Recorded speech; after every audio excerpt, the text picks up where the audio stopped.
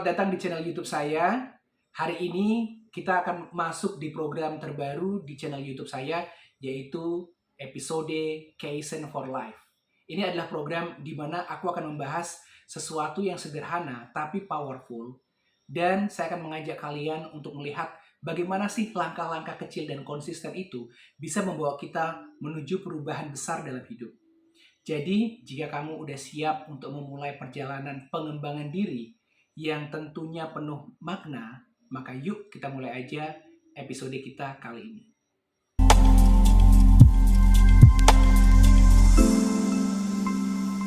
Teman-teman, di episode perdana kali ini saya sangat tertarik membahas tema yang sangat penting dalam kehidupan karir kita, yaitu tentang komunikasi. Kemampuan berkomunikasi itu adalah investasi terbesar yang bisa kita miliki. Di sini saya nggak akan berbagi bagaimana komunikasi bukan hanya sekedar bicara aja, tapi juga sebuah currency atau mata uang untuk membuka pintu kesuksesan.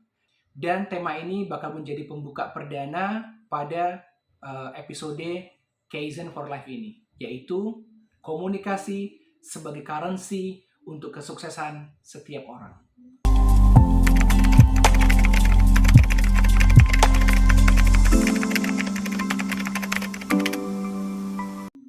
Teman-teman, dunia kita ini makin maju aja kan belakangan. Teknologi berkembang gila-gilaan. Tiap hari ada aja inovasi baru yang bikin kita berpikir gimana caranya tetap bisa bersaing dan relevan.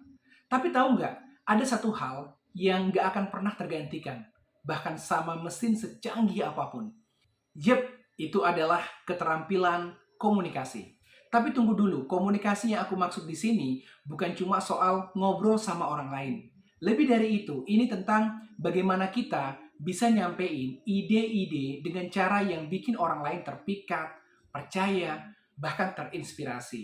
Ini tuh kayak senjata rahasia yang bisa bantu kita sukses di bidang apapun. Coba deh pikirin orang-orang hebat kayak Steve Jobs misalnya. Dia itu nggak cuma jenius di bidang teknologi, tapi juga jago banget bikin orang percaya sama visinya lewat presentasi yang kuat dan penuh emosi. Atau mungkin Oprah Winfrey yang dengan kata-katanya bisa menyentuh jutaan hati orang. Kalau di Indonesia kita punya Najwa Shihab yang lewat cara komunikasinya yang tajam dan inspiratif itu bisa membangun diskusi yang mendalam dan bermakna.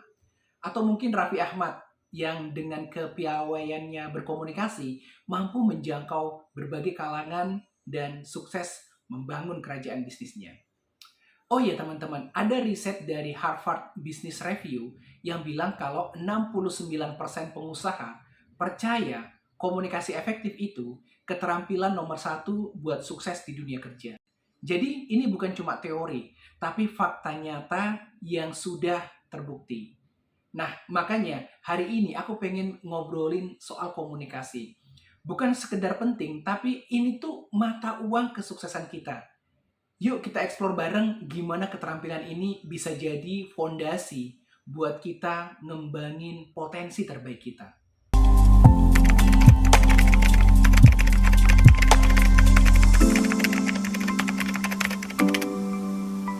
Ngomongin komunikasi, jadi gini teman-teman. Pernah gak sih kita mikir kenapa ada orang yang kayak gampang banget sukses? Kadang-kadang bukan cuma soal kepintaran atau pengalaman, tapi gimana cara mereka berkomunikasi. Serius, komunikasi itu kayak jembatan yang bisa menghubungkan kita ke peluang-peluang besar. Pertama-tama, komunikasi yang baik itu bisa memperkuat jaringan networking. Di zaman sekarang, punya koneksi yang kuat itu udah kayak punya harta karun.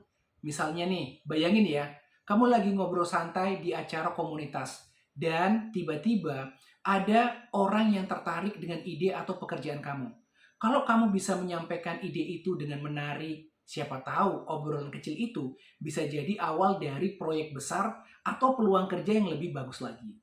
Sebaliknya, kalau kita asal ngomong atau nggak peka, bisa-bisa hubungan yang sebenarnya potensial malah jadi renggang, jadi membawa masalah buat kita. Nah, berikutnya, komunikasi yang efektif itu juga kunci banget dalam negosiasi. Misalnya nih, kamu lagi nego gaji di tempat kerja baru. Kalau kamu bisa menjelaskan kenapa kamu pantas dapat angka tertentu dengan bukti, logika, dan percaya diri, kemungkinan besar negosiasi itu bakal sukses. Tapi kalau komunikasi kamu nggak jelas, kamu malah bisa kehilangan kesempatan yang sebenarnya layak kamu dapat. Nah, yang berikutnya lagi, komunikasi itu bisa banget meningkatkan kepercayaan diri. Ketika kita bisa ngomong dengan yakin, itu nggak cuma bikin orang lain percaya sama kita, tapi juga bisa bikin kita ngerasa lebih percaya diri. Ini tuh krusial banget, teman-teman. Apalagi waktu presentasi di depan orang banyak, wawancara kerja, atau bahkan lagi ngobrol sama teman baru. Tapi ya, jujur aja, nggak semua orang punya komunikasi yang efektif dari awal. Ada beberapa hambatan yang sering banget bikin komunikasi kita nggak maksimal. Misalnya nih, kurang mendengarkan. Nah, ini skill mendengarkan juga penting tuh ya. Sering kan kita sibuk mikirin apa yang mau kita omongin, sampai lupa dengerin apa yang lawan bicara kita sampaikan. Padahal menurut teori active listening, mendengarkan dengan sungguh-sungguh itu bikin komunikasi lebih dua arah dan saling mengerti. Hambatan lainnya terlalu rumit dalam menyampaikan pesan. Kadang kita ngomong berputar-putar sampai pesan utamanya nggak nyampe. Ini sesuai sama teori KISS, Keep It Simple and Strike Forward, yang bilang kalau pesan sederhana itu jauh lebih mudah diterima. Contoh, kita menjelaskan ide ke tim kerja. Kalau kita pakai bahasa teknis yang terlalu rumit, mereka malah bingung dan nggak antusias. Terus ada juga masalah empati. Kadang kita terlalu fokus sama diri sendiri, sampai lupa buat peka sama perasaan lawan bicara kita. Nah, empati ini penting banget supaya pesan kita nyampe tanpa bikin orang lain salah paham atau merasa nggak dihargai. Jadi gimana dong biar komunikasi kita makin oke? Coba deh mulai mendengarkan lebih baik. Jangan cuma sibuk mikir mau ngomong apa, tapi bener-bener dengerin apa yang lawan bicara kita sampaikan. Ketika kamu ngedengerin dengan sungguh-sungguh, kamu nggak cuma memahami apa yang mereka katakan, tapi juga bikin mereka ngerasa dihargai. Lalu, pikirkan gimana cara menyampaikan pesan dengan struktur yang jelas. Kalau mau nyampein sesuatu, mulai dari pembukaan yang menarik, masuk ke inti pesan dengan terarah, dan tutup dengan kesimpulan yang bikin mereka ingat apa yang kamu sampaikan. Pesan yang terstruktur ini bikin orang lebih gampang nyambung sama apa yang kita maksudkan. Dan yang gak kalah penting, selalu coba untuk berempati. Coba bayangin kalau kamu ada di posisi mereka. Misalnya, kalau kamu lagi kasih kritik ke seseorang, pikirin gimana caranya menyampaikan supaya mereka itu nggak merasa diserang, tapi malah termotivasi. Dengan empati, komunikasi kamu bakal lebih hangat dan efektif. Nah, gimana? Ternyata komunikasi itu nggak cuma soal ngobrol, tapi juga soal memahami, menyampaikan, dan terhubung dengan cara yang lebih bermakna. Dan kalau kita bicara soal komunikasi yang benar-benar efektif, nggak bisa lepas dari satu hal penting, yaitu mindset. Serius, ini tentang mindset lagi nih. Lebih spesifik lagi adalah growth mindset. Karena percaya atau enggak, cara kita berpikir juga punya pengaruh besar terhadap cara komunikasi kita.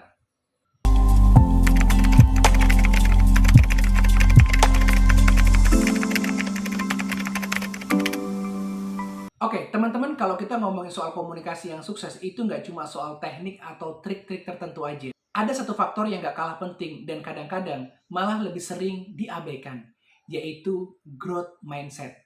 Mungkin kamu pernah dengar istilah ini, tapi kalau belum, biar aku jelasin. Ini aku ada bukunya. Judul bukunya adalah Mindset. Ini adalah sebuah buku pengembangan diri yang ditulis oleh Carol, dan buku ini udah diterjemahin ke banyak bahasa termasuk bahasa Indonesia. Di Indonesia sendiri, buku Growth Mindset itu udah menjadi banyak referensi dalam proses pengembangan sumber daya manusia. Apa sih sebenarnya yang dibahas dalam Growth Mindset ini? Intinya, orang yang punya growth mindset itu percaya bahwa kemampuan mereka itu bisa terus berkembang asalkan ada usaha dan kemampuan untuk belajar. Oke, gitu. Lalu apa hubungannya growth mindset sama komunikasi? Banyak banget loh. Coba bayangin kalau kita punya pola pikir seperti ini. Kita jadi lebih gampang beradaptasi dan berkembang dalam hal komunikasi. Misalnya gini, kita punya growth mindset. Kita jadi lebih terbuka sama feedback. Bayangin deh kalau ada teman yang kasih kritik tentang cara kita ngomong. Kita nggak langsung ngerasa down atau malah kesel. Justru kita bisa lihat sebagai kesempatan untuk jadi lebih baik. Buat evaluasi diri.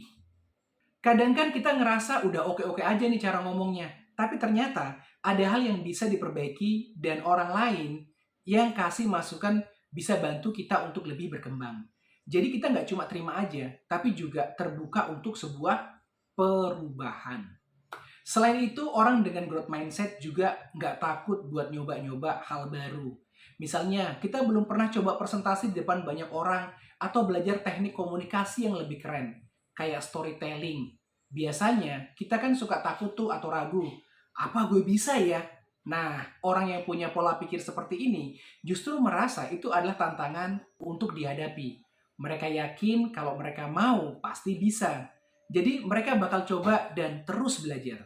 Sampai akhirnya, ya pasti bisa dong.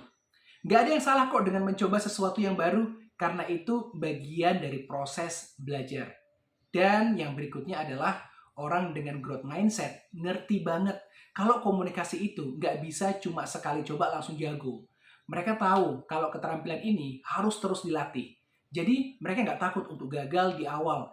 Dan nggak malu kalau misalnya ngomongnya belum mulus. Mereka tahu kalau itu semua bagian dari perjalanan untuk jadi lebih baik lagi. Jadi mereka nggak pernah berhenti berlatih. Dan ini satu lagi teman-teman, menurut studi dari Stanford University, orang dengan growth mindset ternyata lebih sukses dalam membangun hubungan interpersonal, termasuk dalam hal komunikasi. Jadi, kalau kamu ingin lebih lancar berkomunikasi dengan orang lain, kuncinya sederhana. Terus belajar, dan jangan takut salah. Karena di balik setiap kesalahan itu, ada pelajaran berharga yang bisa bikin kita jadi lebih baik lagi.